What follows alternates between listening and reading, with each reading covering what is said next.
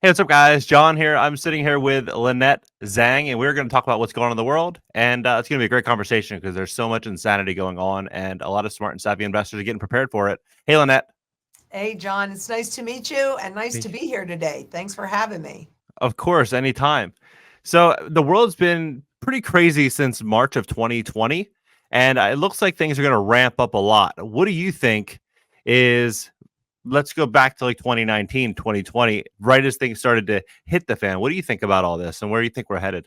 Well, actually, John, I think the world got real crazy in 2008, 2007, 2008, which is when the system really died. Mm-hmm. Okay. I've studied currencies and currency life cycles since 1987. And what you see when you look at that are repeatable patterns that have happened over 4,800 times, 100% of the time. And so when you see that, it gives you an indication of where we are in the cycle and how many things that they're saying, wow, this has never happened before, or this last time this happened was in 2007, 2008, or 1913, or 1933, or 1960s, or 1970s, or 80s. What they're missing, and I've only seen one article actually expound on that, is what was happening during all those periods of times where that we were shifting from one monetary system into a new monetary system. And if you don't know that, how can you properly get prepared? Yep. So what do you think about that shift? How do you think this whole shift is going to take place in March of 2020 compared to 2008? Obviously, that was stage two of it, but how do you see this whole thing continuing to go to stage three? How do we get there? Well, interestingly enough, even though they don't know how in the world the inflation started, I mean, I can't imagine anybody knowing how inflation starts. They were fighting inflation by rapidly raising rates. Now, here's the thing. Since 2009, when interest rates were anchored at zero and we Mm-hmm. went into this massive free money promotion to make it appear like we were getting growth, because you can do that with debt. You can make things seem like you're doing well, seem like you're growing, seem like you're affluent, but at some point that debt gets repaid. And now we've got, whether it's governments, corporations, or individuals, we have walls of debt that are coming due, that typically the whole monetary system is based on constantly rolling over that debt.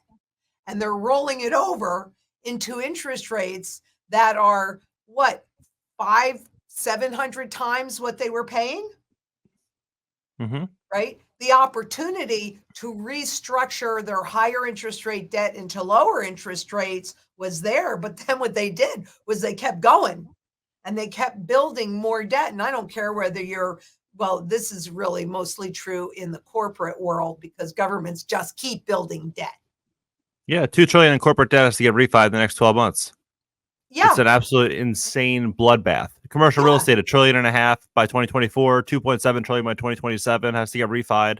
There's I don't know if you ever heard of the All In podcast with David Sachs and Chamath Palihapitiya. Yes. But yeah, okay, cool. So David Sachs owns a building in San Francisco. Here's a good example: a $15 million asset. He has a $9 million loan on it. It has to get refied by the end of the year. He went to speak to his lender. His lender said, "Look, we'll give you 2.4 on a $15 million asset, but you have to secure it against your own assets." So, I mean, the fear is out there, but no one's really talking about it. The mainstream's kind of giving you like a little light indication of what's happening. But if you're out there and Consumers you're talking to wait. banks, yep, yep. If you're out there talking to banks, you're out there trying to get deals done, you see what lenders see, and that's the fear in their eyes. Exactly. But of course, their job is to keep you calm and keep you in the markets. Mm-hmm. And, there's so much work that's even done off balance sheets that we can't even really see. I mean, how can you make an educated decision on anything right now? You can't. Right. And yesterday, so on Monday, one of the long treasury bonds went below 50 cents on the dollar.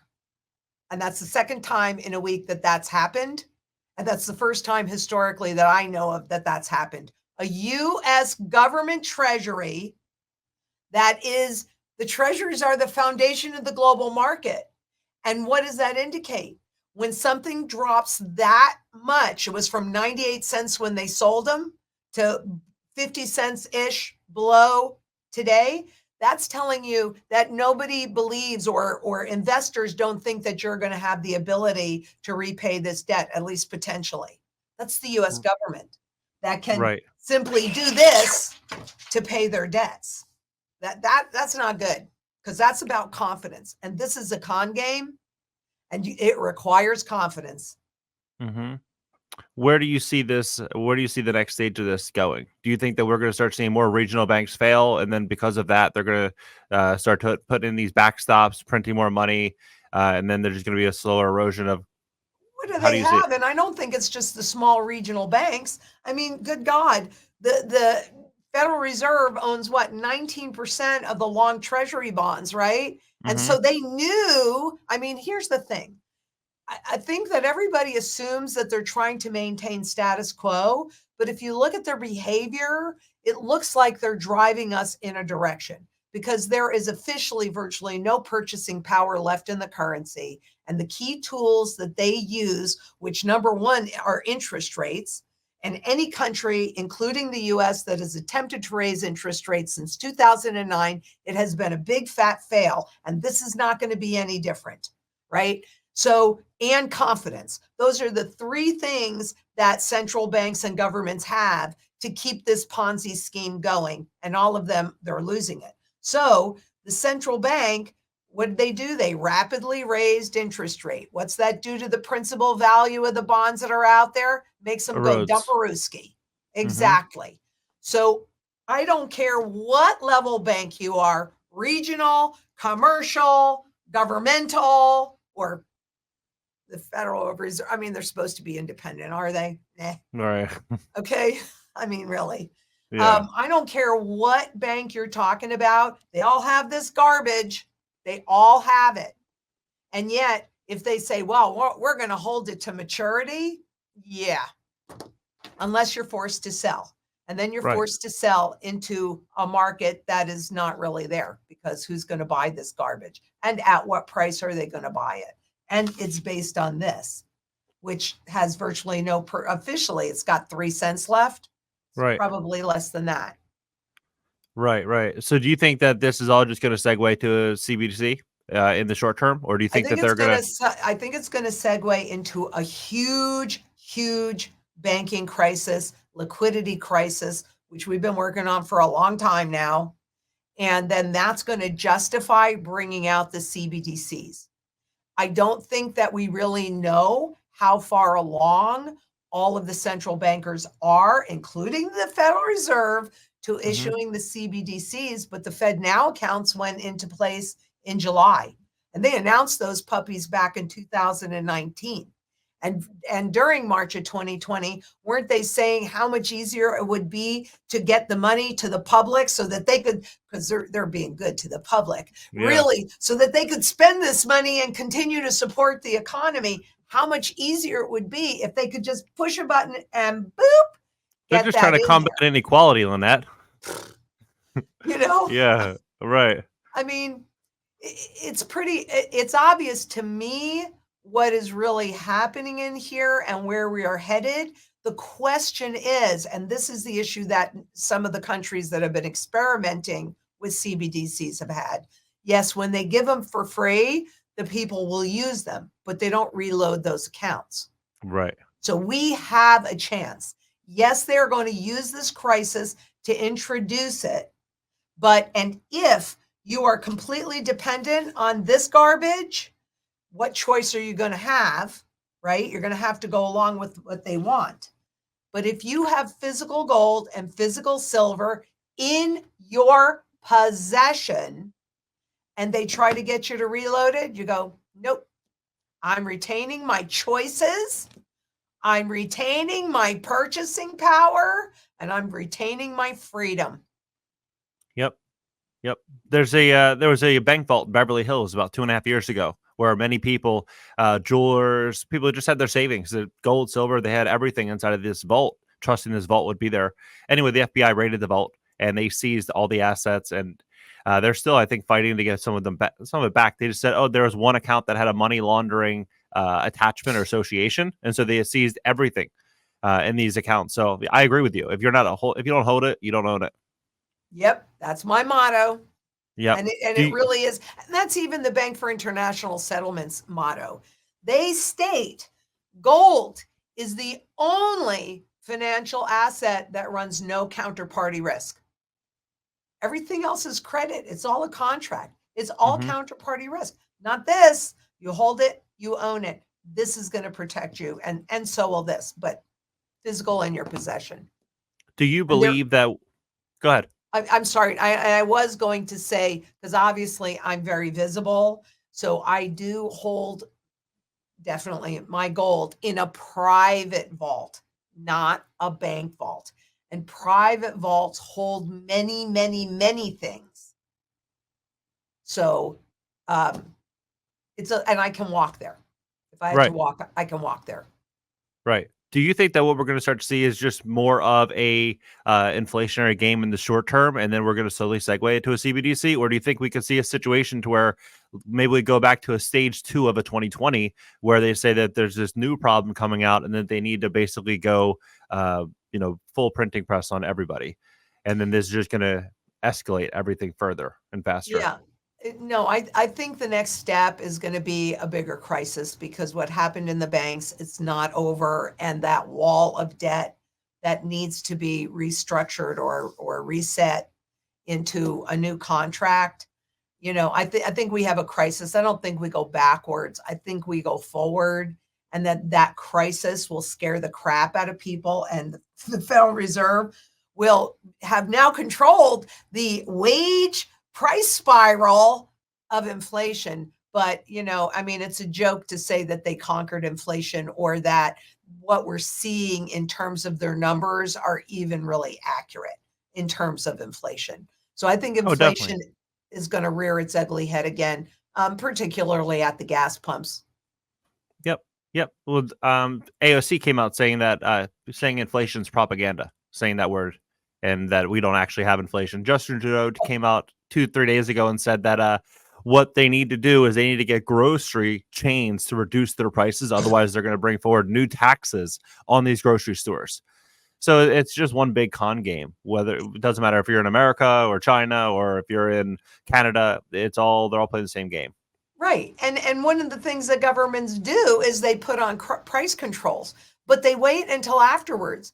If you go into the FRED, the Federal Reserve Education Department website, and you put in corporate profits, you can see that a lot of the inflation that we've been dealing with was a huge ratchet up of corporate profits.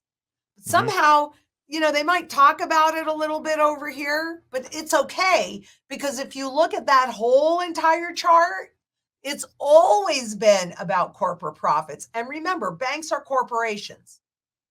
Yeah. Right. They're not different. So yeah, well, inflation, I mean, goodness gracious, why don't you just work for free? Because that was what the corporations wanted. When they set up this system, they basically wanted to accomplish two things. For governments, they wanted to be able to tax you without having to go through legislation so you knew where you were being taxed. For corporations, they wanted to pay you less, but they knew if you were used to getting $10, you wouldn't accept $5. However, if that $10 spent like $5 and all that extra went to them, well, there you go, income and wealth inequality. So we're just at the end of this currency's life cycle, and what they want to transition us into has even more control over us than before, because they definitely don't want us to own any equity. They don't want us to hold any assets. They want to take us back to feudal times where there were just a few people that owned everything and everybody else is leasing everything. But guess who gets to dictate how much that is? Right, exactly. So the energy, it's very fascinating what's happening right now with energy. How the last 12 months we've basically been utilizing all of our reserves. People have been accustomed to relatively lower gas prices compared to where they're going to be going in the future. And now they're not going to restock reserves until we're at $67 to $72 a barrel, which we're 95 or 96 now. And they had two options. They had two chances to buy and refill at that point, and they did not. So we're walking into a situation to where we're going well over $100 a barrel, and I think we're going to see inflation ramp up dramatically because of energy prices as well. Easy, absolutely. And you know, food becomes the single biggest issue for people as we go through these transitions. So I have a mantra that I live by. I set up my urban farm that way and my bug out location. Food, water, energy, security, barterability, wealth preservation, community, and shelter. Because these are all the things that we need to retain our or even sustain a reasonable standard of living and retain our choices. And you can't really miss any one of those pieces. But frankly, arguably, community is the most important part of that mantra because one person cannot do it all by themselves.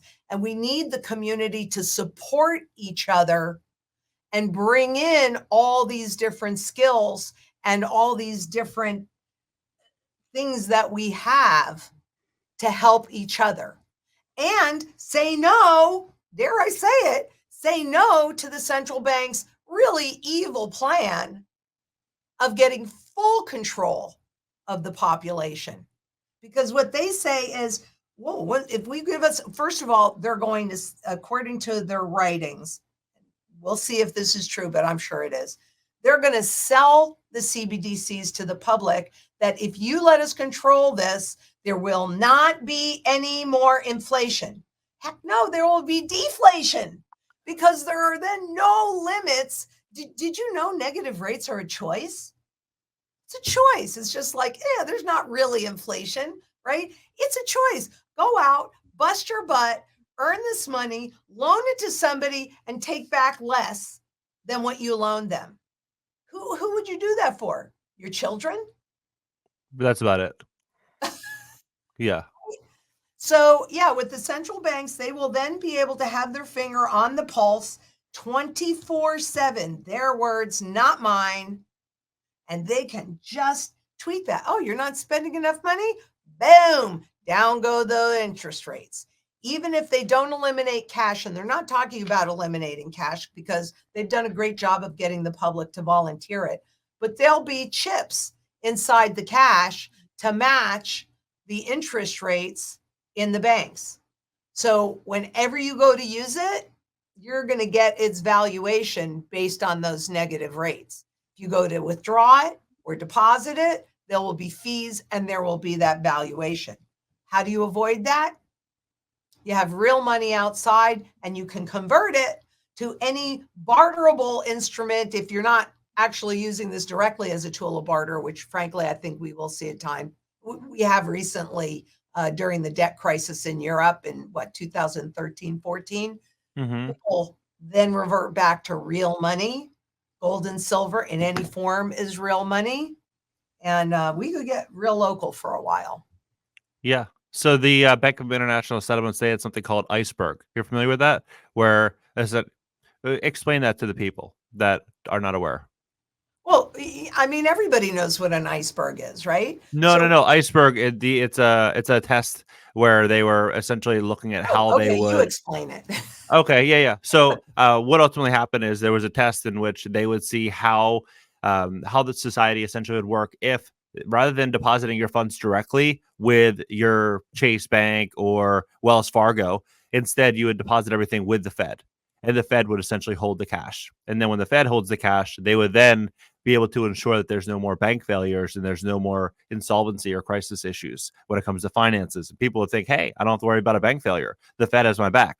But ultimately, then the Fed has the authority to which could essentially implement a CBDC, because if they're controlling the funds and they already had Fed now already in place, they can lend this money out. And then maybe they don't want you eating as much steak. Maybe they don't want you traveling as much because it's bad for the environment. Maybe they don't want you, doing X, Y, and Z. Maybe you said something you shouldn't have said on Twitter about somebody that, you shouldn't have said something about. And so it could quickly move into this direction. And I think it's very interesting if we look at just the next 90 days of a chain of events that are likely going to follow. Student loans, you have 44 million Americans that have to start paying. I mean, it's 18% of the adult population in America is going to start paying in the next 2 weeks. That is absolutely crazy. $504 average monthly payment when the average American doesn't even have $400 in the bank. So you start to look at this, we're going to likely start seeing more people making decisions. Do I pay the landlord? Do I pay my credit card bill? Do I pay student loans, or do I feed myself, my kids? And so you're going to just start seeing more and more and more defaults.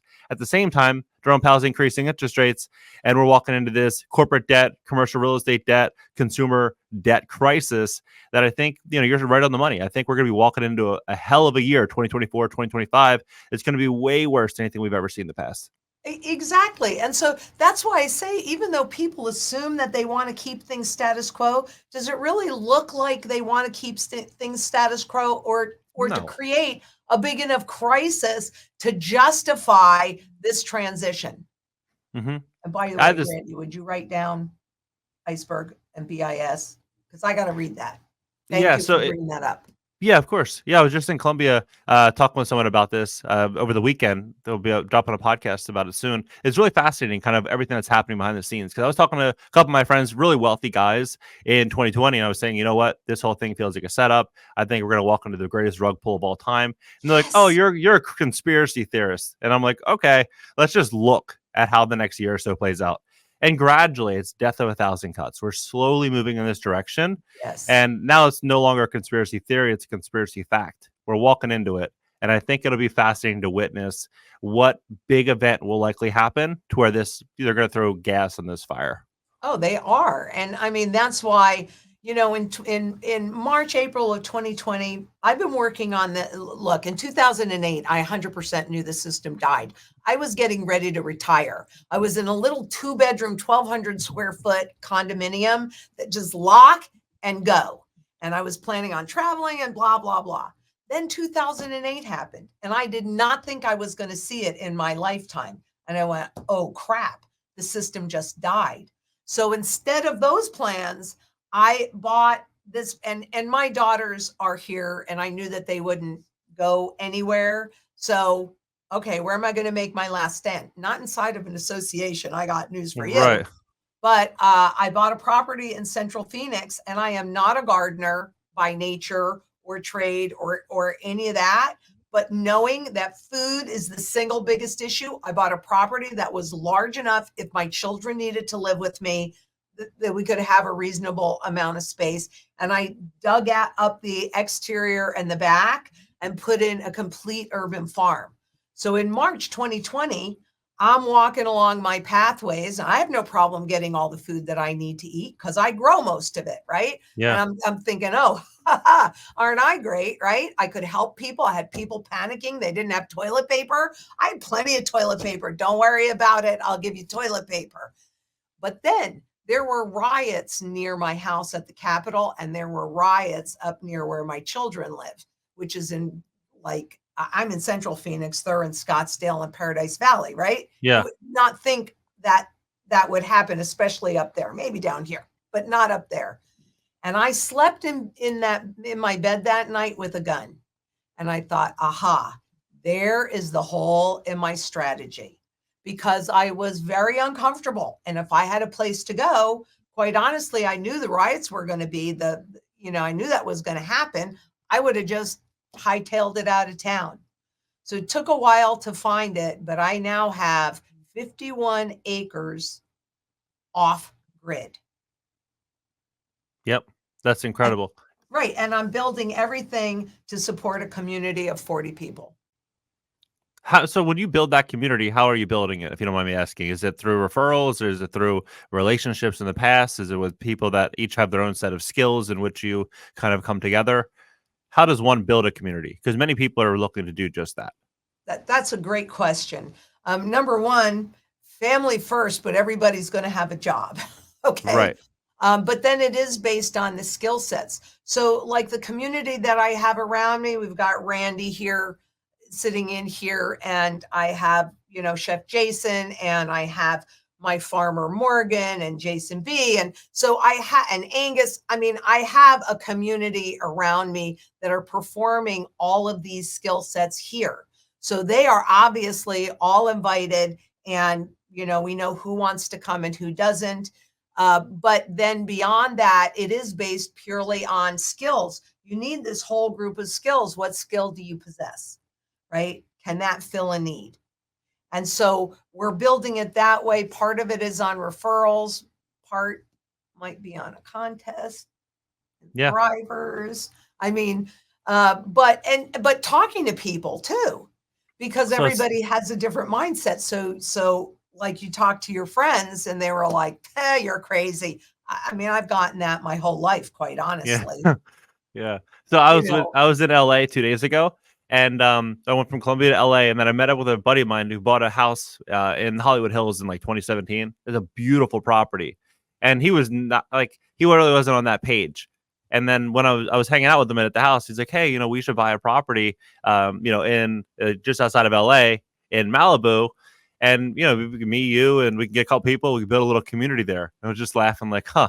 Now it's getting to the point to where people in LA are even talking of communities, to where that would have never been a conversation, a couple of years ago. And so if they're talking about it, damn well nearly everybody's at least thinking about this community and kind of how they go about doing it. And I think it's right. going to be huge in the coming year or so. It's a lot of conversation. And to be honest with you, John, that's why I'm here today. Because for me, when I do these interviews, it really is about building community. Right. Yeah, how do you do it? You start talking to people, finding out what their skill sets. I mean, there are community gardens. Morgan, my farm manager, is huge on this. She's got lots and lots of experience with how to build a community, and she films for Beyond Gold and Silver, which we have two channels. We have the economic channel at ITM Trading, where I talk about all of this stuff that you and I are talking about. And then we have Beyond Gold and Silver, where we talk about the rest of the mantra to meet people where they are. But getting involved in a community garden, you're there with more like-minded people and having conversations and sharing things. And I'm now on a quest to create maybe at max, maybe a 5-minute video, because I think most people can get somebody to sit down and watch something for 5 minutes, Hmm. to simplify all of this and help them not just get it up here and not just get it up here, but you got to get it here before you can then take action, because things are happening very quickly and the time to get prepared is before you need to be prepared. And I've been working on this, well, with the gold and silver since 2002 in earnest. Hmm. But on the rest of the mantra, I bought this property in 2010. So you've been So, preparing for this for 21 years, or at least thinking that problems are coming. Because how did you initially get started in gold? I've been doing this on some level my entire life because my uncle was a major antique dealer back east and I adored him. And one day, so he taught me how tangible assets move from undervaluation to fair valuation to overvaluation to fair to under, in a constant infinity sign, right? Because these are things that don't just disappear into the ethosphere. And one day, my parents and I were up at his house, and he goes, "Come here, I want to show you something." And we went in his back bedroom, and he had two tall floor safes. I didn't, I was 10 at the time. This was 1964, when it was illegal to hold more than 5 ounces of monetary gold, right? He opens the door to these two tall floor safes, and you couldn't fit one more silver coin or gold $20 coin in there. That's roughly an ounce of gold. He said, if anything should happen to me, Aunt Bertie is well taken care of for the rest of her life because of what's in these safes. Knowing what I know now, I would say that he had at least 3,000 ounces of gold in there in the Wow. only legal way to hold it. And the reason why that's important, because I have a lot of people say, well, I just will not, I can't, they won't get my gold. I'll hide it. I've got guns and ammo. Pick your battles, right? When you can do something that you can use in the legal community when they confiscate, should they do an overt confiscation, then why wouldn't you do that, right? Because I'm executing a strategy based upon the historic patterns. So I want the kind of gold that I can convert into other income producing assets when they are undervalued, Right now, they're Mhm. severely overvalued. We don't even know which corporations are really going to survive this debacle yet, Right. right? So I want to know all of that. We don't know which cryptocurrencies are going to survive all the regulations yet, right? So I want to know, I want good data and good information. And so I'm quite happy to continue to stack my gold and my silver and accumulate it because you can't have too much. Though, as an honest disclaimer, even though I'm an ex banker and an ex stockbroker, well, maybe because I'm an ex banker and an ex stockbroker, I don't own any of that. No fiat money instruments do I own other than cash because that's still our tool of barter. So I am all in, and that wouldn't be right for everybody. You have to do what you're comfortable with. But I mean, I own gold and silver. Booty hooty Rudy Manuti, So right? when And did it's you go all severely in? After undervalued. 2008? Did Pardon you go me? all in after 2008? When Yes. was it? At what point did you say, "Screw it, I'm going all in"? Well, okay, there are different phases that currencies run through, and I definitely consider myself a bit of a technician, having lived in that world for a really long time. So it was 2007 when the dollar index actually fell below all the trading partners. And I thought, uh-oh. So that was enough to scare me, and I knew that something very nasty was coming. So that was enough to scare me and say, okay, that's the last technical piece that I needed, and I'm all in. And, my mother didn't listen to me. She would listen to me on some stuff. And yes, she had gold and silver, but she still had a lot of mutual funds and things that would generate income for her. And, the rest of my family, oh, you're just doom and gloom. This is the best the economy's ever been. I'm like, look, I'm just telling you. And then my mother in February, the following February, after I told her, I said, Ma, I really think you need to just get out, sit on the sidelines, get out, do more gold and silver. No, I'm okay. All right, Ma, it's your money. I can't tell you what to do with it. In February, she says, Lynn, look at my statements. There's got to be something wrong here. No, Ma, I told you this was going to happen. So, I mean, I get it, but I went all in when I saw what happened in the dollar, What and would then, No, go well, ahead. and then I was going to say, because the dollar was so low, then a lot of countries, other currencies or countries issued dollar denominated bonds. And that also is unraveling right now. And Mhm. nobody really talks too much about that, but that's a big problem too, because the dollar against those other currencies have gotten so much stronger. So now what they could service cheaply is costing them a lot, and they can't afford it. Yeah, I In did it. addition to the interest rates. So I did a Zoom call with a Swiss banker a couple weeks ago, and I was talking to him about the dollar. And what his suggestion was to get out of the dollar as soon as possible, and that he is suggesting the same thing for all of his clients because we're going to be walking into an erosion of purchasing power. And it was very interesting because you hear a lot of people in America talk about that, but when you hear somebody that deals exclusively with very high net worth individuals and private corporations and public corporations saying, you know what, the dollar's in big trouble, it's and at the same exact time, China is acquiring 10 months straight gold reserves, just acquiring. The writing is on the wall. What would you suggest for somebody that has no experience in gold and they're just kind of, they're looking to step into it? What would you Mhm. suggest, and how would you suggest they build not just confidence to buy, but to kind of build up, reserves over time? Well, over time, you probably want to do it as quickly as possible now because of where we are. And of Hmm. course, I'm going to suggest that you call ITM Trading, 888-696-4653, because we execute, this is what makes us different than anyone else. We actually execute a strategy that's based on my work, on my studies of currency life cycles since 1987, and it's based upon repeatable patterns. So we really feel so strongly in education and educated choices. So if you call one of us and you're speaking to one of us, the first thing they're going to ask you is, what are your goals? What are your circumstances? What do you have to work with? Then we put together a strategy for you based upon your goals first. What a concept, right? Your goals should always be first because there's different kinds of gold and silver, and you want to make sure that what you're positioning into supports those goals. So when you say different kinds of gold and silver, many people think there's only one gold, just like there's only one, Pellegrino bottle, for example. Explain to people, kind of how that works. Okay. Well, Like 10,000 foot overview.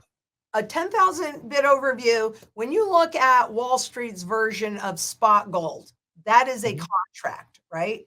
So you've got the spot world, which they can create as much gold that does not nor ever will exist, and they can easily control the price. By the way, we're at a triple top right now, which is, you know, kind of unique. Mhm. And then there's the physical world that reflects true supply and demand. So there's two layers I'm talking about. Overview. You can't trust what Wall Street is telling you because a rising gold price is an indication of a failing currency. And once you get that the currency is failing, you start to make different choices. So they can easily and have, and admittedly, suppress the price of both gold and silver simply by creating a whole heck of a lot of gold that does not nor ever will exist.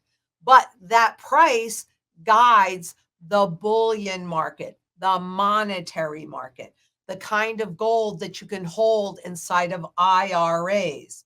Now, there will be premiums to it because the price is actually going to depend on supply and demand. So if you've got tight supply, those premium and high demand, those premiums are going to go up. However, historically, gold in this country has been confiscated 3 times, the last time being 33. And desperate governments do desperate things. So maybe they won't, but inflation is confiscating your work and your wealth since the day you were born. So it's pretty hard for me to go, all right, we're at the end, but okay, you can keep this. So I do think they're going to do a confiscation. And where most people that own gold owned it inside of IRAs, real easy. They do a subpoena to the depository. The depository is going to go, they're not going to say, oh no, we're going to protect our client's gold. They will simply exchange it for garbage, right? At a Mhm. premium so that you don't realize that you just been screwed, but you have. They did the same thing in 33. So that's one kind of gold. That is not the kind of gold that I personally buy, though that was not true through maybe 2008. Okay. I buy the kind that my Uncle Al had pre 1933 because it is in a classification that is different and you cannot hold this in an IRA. So, for example, now this is not true with this coin. This is a fairly common coin, but this happens to be a 1914. It doesn't really matter so much. It's not, it's got a higher population, but there are coins like this that 1 ounce goes for $15 million. Well, who can afford $15 million for 1 ounce of gold? Probably somebody that writes the laws or could have influence over those that write the laws, just like they did in 33, and that they do constantly. We see the winners and losers. So personally, I only buy collectible gold coins. And what drives me to that is, what can I hold inside of an IRA? Not buying it. Now, I don't have the same feelings about silver, but I definitely do about gold. So if I can hold it in an IRA, I'm personally not buying it because there's going to be a confiscation. And even if you say, well, they'll have to get through me with my guns and ammo, because I do hear that a lot. Yeah, I'm It's sure you not a do. battle that I personally want to fight. And I'm being able to buy this so far below its true value that the premium that I pay on this is like nothing. I mean, you can't hold me to this because it's not an area I work in anymore. But this is probably a maybe a $3,000 coin, might be less than that. And I can tell you that the last time I checked, the true fundamental value of an ounce of gold was somewhere about 15,000 bucks. And the more debt they grow, the higher that number grows. So am I unhappy with paying 3,000 or 5,000 or $10,000 for a collectible coin that doesn't matter whether I'm right or whether I'm wrong? You hold bullion, you better be right. You hold this, doesn't matter, right or wrong, it doesn't matter because it's still severely below its true value. So why don't you like silver out of curiosity? I do like silver, but I So like you silver for for barterability. barter? Yes. Because the main reason, gold is the primary currency metal, silver Mhm. is the secondary currency metal. It kind of straddles two worlds as far as monetary and industrial, and it's a lot more volatile. And I've done a lot of studies on what happens to both gold and silver during hyperinflationary events. And I'm 100% convinced we're going into hyperinflationary depression. And a lot of people will say, oh, but silver is more undervalued than gold because of that silver gold ratio. And yes, it does. It does indeed narrow during those periods. But then when things really heat up, it widens again. And since I'm executing a strategy where my intent is to convert this coin into an income producing asset, when I see the patterns that indicate to me that we're somewhere near a bottom, well, I can hold a whole lot more wealth in this than I can in this. So this is for me is barterable, and I have all different sizes of it. I don't go above an ounce though, because if I want to buy strawberries or I want to put a tank of gas in my car or something like that, then you know. So you go only collectible gold coins. You wouldn't do like a Correct. kilo bar or anything like that. Nope. What about Nope. just as like a way to store wealth? If you wanted to store wealth, you had no plan to exchange. Why would you choose not to do that? Oh, that now you're talking about legacy, right? And you're talking about dynastic wealth. And dynastic wealth has three key legs: real estate, rare collectibles, and gold. Well, you can do all those three things with gold. But if I'm going to hold something for generations to come, which is frankly very important to me, so I do, then I want the more rare coins. That's when I'll actually spend even above fundamental value. Are those things that I'm going to pass down from generation to generation? And if you look at the Queen of England that recently died, and they did this whole big piece on her wealth. Well, what does the Queen have? She's got real estate, she's got rare collectibles, and she's got gold, right? Hmm. So it was easy to transition to her family, and they're invisible. So I don't want kilo bars. I want even more rare coins for that, for sure, Yeah, 100%. And but remember, I had training from Uncle Al, and he was a very good trainer. I mean, he's taught me a lot. at what point did he get into it to the point where he was all in, obviously, on gold for him to be able to stockpile both of his rifle shelves? Did he go to a stage in life that we're likely going to be walking into? You said before he Well, was he only was able to hold five I believe collectible coins. right. He lived through the Depression. He lived through that shift. So he had that experience in his DNA. And as a high-end antique dealer, he'd be going into households and they'd go, oh, I have this gold. I don't know what to do with it. So he would buy it, probably somewhere at well, then it was $35 an ounce. So maybe he gave them 35 or $50 for a coin or something like that. But when you live through that experience, this is not true with everybody, because I've spoken to people that have lived through things and they still are like, no, that Didn't can't learn the happen lesson. again. Really? Okay. But for a lot of people, when you live through that and you have an opportunity to accumulate it legally, And you know how undervalued it is because that man knew value. He knew quality. And he definitely passed that down to me. Why wouldn't you? It's just like, can I tell you how many people have asked me about cryptocurrencies and why don't I buy cryptocurrencies and blah, blah, blah. And, definitely I watched Bitcoin come out. I don't think it's a coincidence that it came out in January of 2009 and quantitative easing started in March of 2009. I've read the 1996 NSA white paper on how to create cryptocurrencies. And boy, there sure are a lot of similarities. And I know because of my studies of currencies and currency life cycles, I know how governments and central banks transition us from one system to another. And the way that they do it is they try to keep things as normal looking as possible so that you don't know that anything has changed, when in reality, everything has changed. I can't even begin to tell you how thankful I am that I'm about to be 69 years old because I was in my late teens in 1971. So I remember that.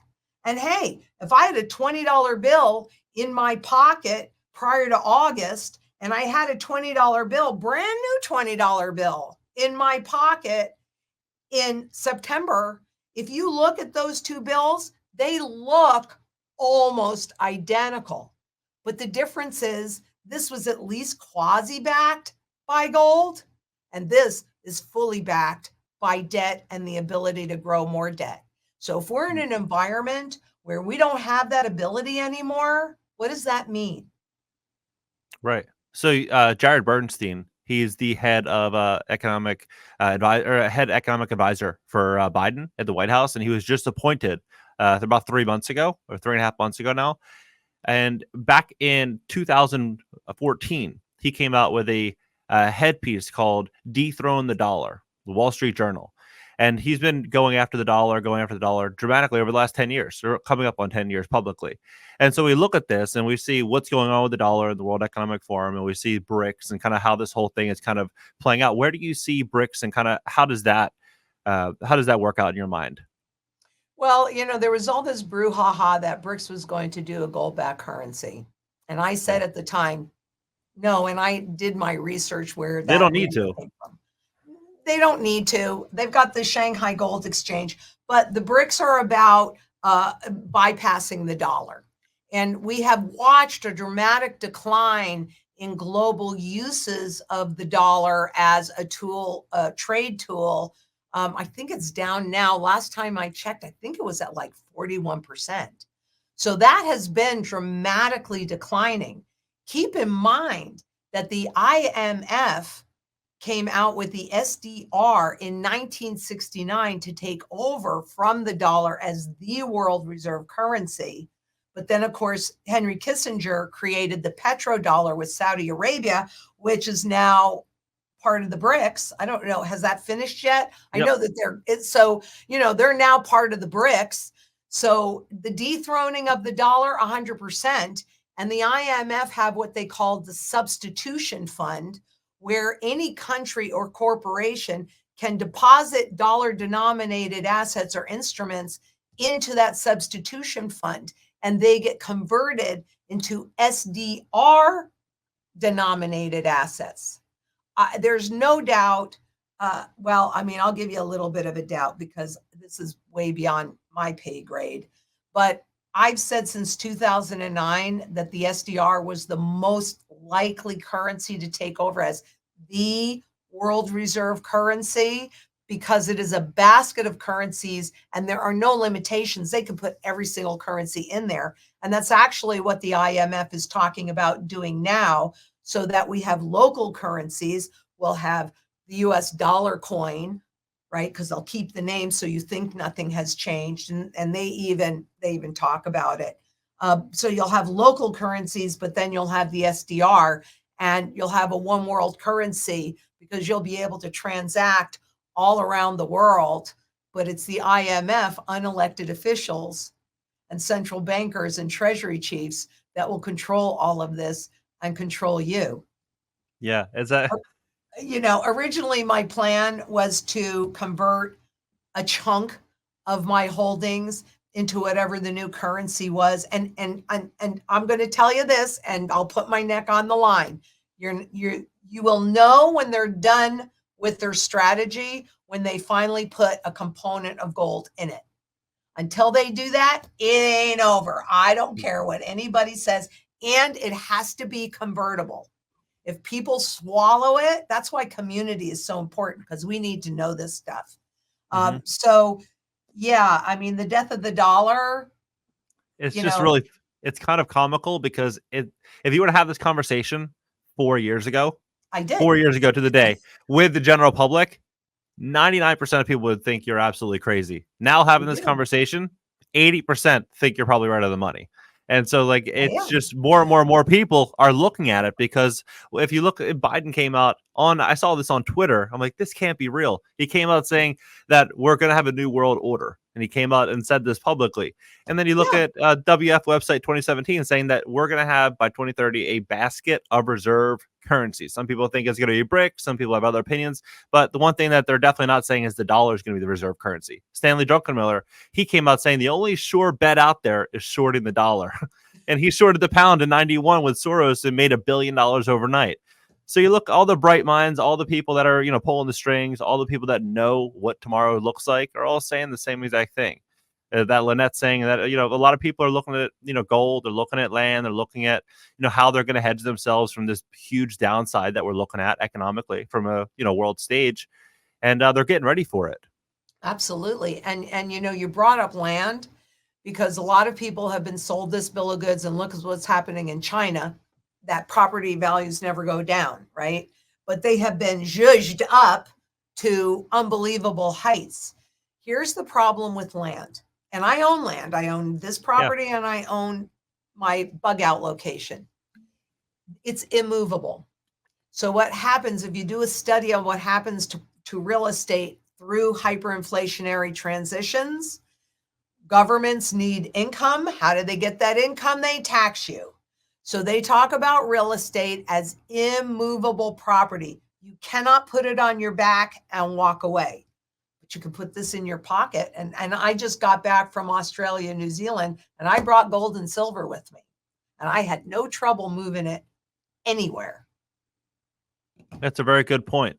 It's a very good point because taxes are going up, insurance is going up. And that's one thing that a lot of the real estate people out there, they have no idea. If you look at between 2020 and 2021, 40% of all mortgages in America were taken out at record low interest rates. And many people, you see memes on Twitter, they're like, oh, the face you make when you lock in a 2.875% mortgage. It's like, sure. But if you don't have the income to justify the insurance premiums increasing, inflation, taxes, everything continuing to rise, it doesn't matter if your interest rate's 1%. If you can't hold through the tough times, then it's a liability. It's not an asset.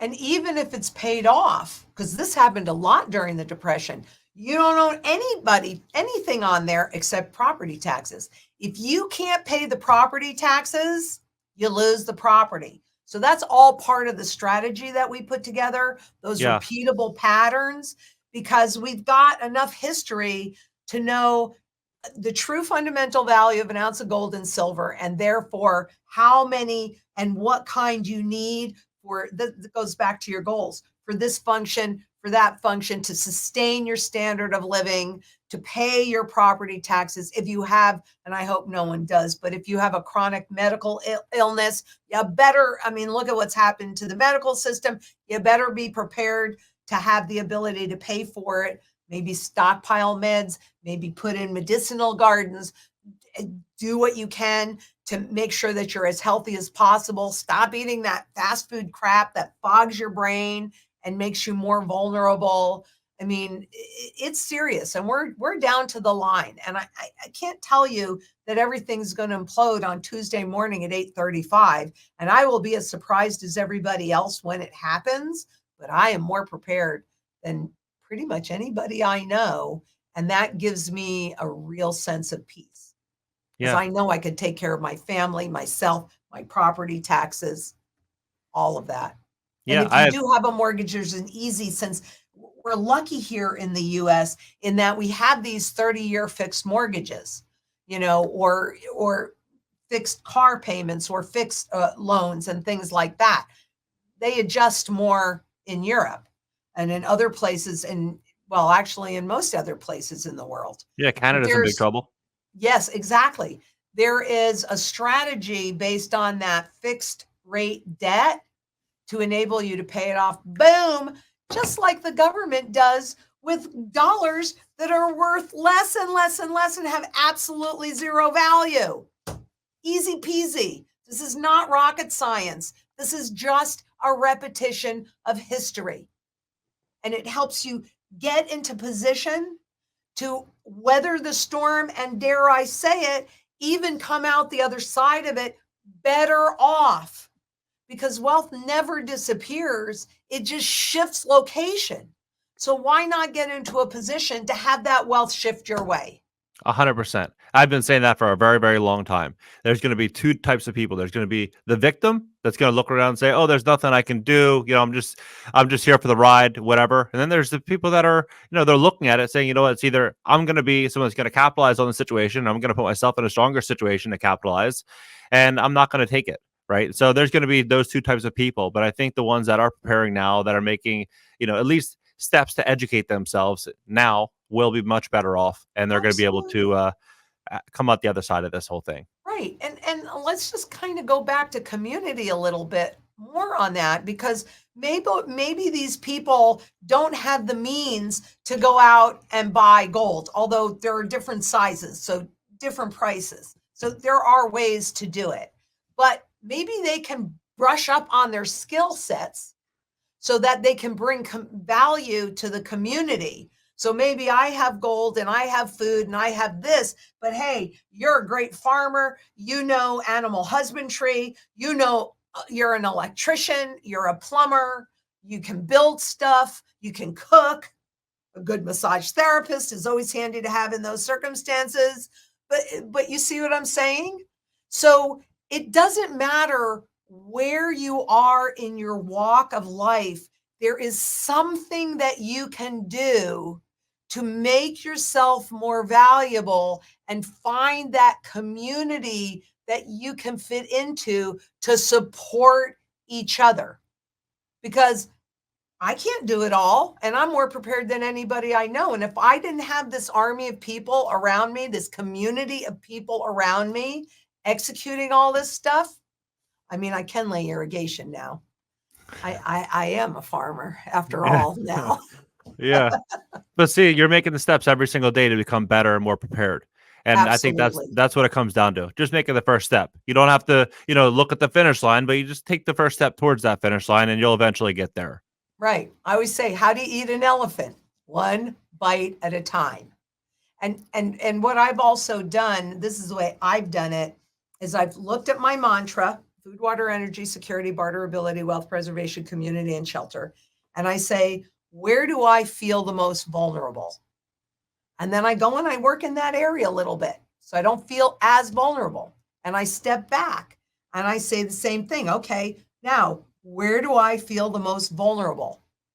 And so that's another way to approach it, rather than looking at the whole big mantra and going, I got to do something on all of these 8 pieces right now, which is overwhelming. And a lot of Right. times it'll just make people stop.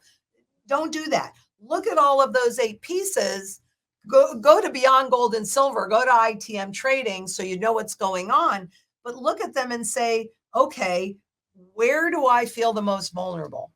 And start there and do it just enough till you feel, okay, I don't feel as vulnerable now. Now, where else? And learn new skills. Right on the money, Lynette. Yeah, I 100% agree. You do those things and you just put maybe 10 or 15 minutes a day into just learning, reading a couple pages. And before you know it, you'll look 90 days in the rear view and you'll be like, wow, I'm a completely different person educationally around this topic. And you'll be able to then make bigger and bigger and bigger decisions. And I think ultimately you'll be better prepared for it. Well, Lynette, it Exactly. was great connecting with you. You're one of my favorites on YouTube. Some really, Oh, really thank great you. content you put out, and I think a lot of people should highly look into gold and silver. And I'll leave all of Lynette's links down in the description below this video. And until next time, Lynette, It's been great. Thanks for having me, John. you got it.